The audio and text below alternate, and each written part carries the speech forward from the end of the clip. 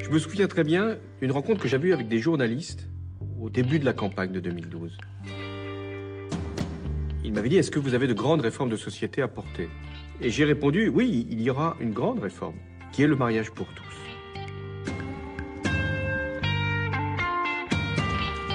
Et beaucoup de mes interlocuteurs m'avaient répondu, mais ça va se passer très facilement.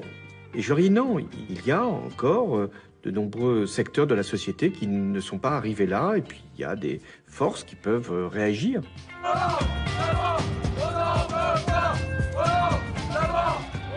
Comment c'est possible? On ne peut pas dénaturer le mariage. C'est un droit qui n'enlève rien à personne. C'est pas vrai. Vous pouvez pas comparer la situation d'un couple homme-femme et la situation de deux hommes ou deux femmes pour fonder une famille. On le prend vraiment comme une insulte.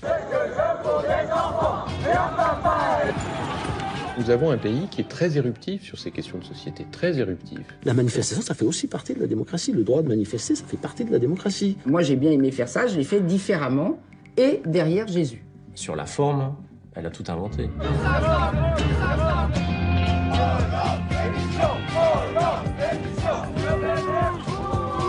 J'ai dû recevoir à peu près 4000 lettres d'insultes. J'ai reçu une balle, enfin reçu une balle par la poste, heureusement. C'était la fin de la société et de la civilisation, des mots incroyables. Les défenseurs de l'évangile, c'est nous. Ils les aimaient tellement qu'ils ne voulaient pas les marier. Je vous ai demandé une suspension de séance. Comme ici, par la volonté du peuple.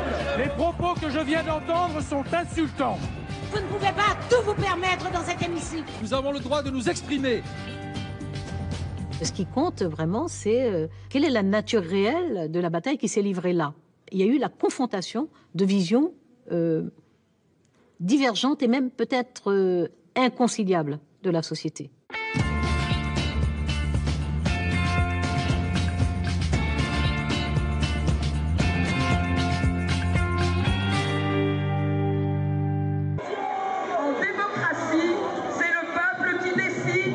Et sur cette loi, ça sera vous.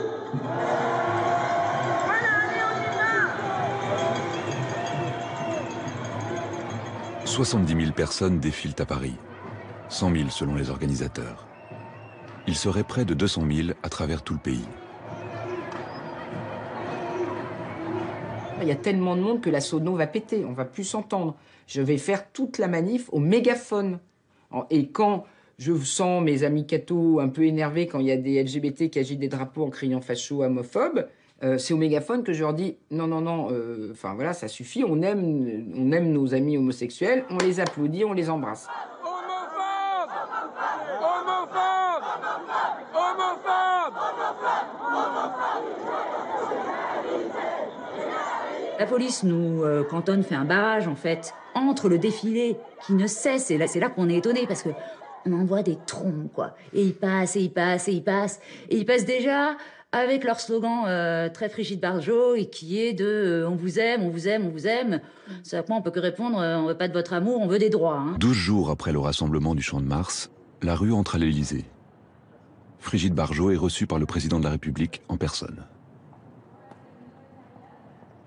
Je lui dis, Monsieur le Président, vous avez vu que nous étions très nombreux. Je soutiens son regard et je lui dis, Monsieur le Président, vous connaissez les chiffres.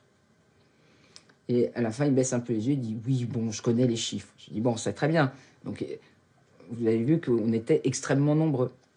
Elle dit, oui, la manifestation était consistante. Elle m'a donné ses arguments, qui étaient d'ailleurs moins contre le mariage que contre la crainte qu'elle pouvait avoir et que bon nombre dans le mouvement entretenaient, que ça pouvait être contre l'intérêt des enfants.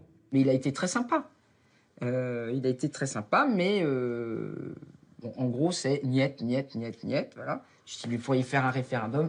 Et là, il me répond, c'est pas tout à fait dans la culture de la gauche. Et je lui ai dit que j'irais jusqu'au bout. Et que j'entendais, que je respectais, que je faisais en sorte qu'il puisse y avoir toutes les opinions qui soient émises, mais que je ne changerai pas de position et que j'irai même plus vite si c'est nécessaire.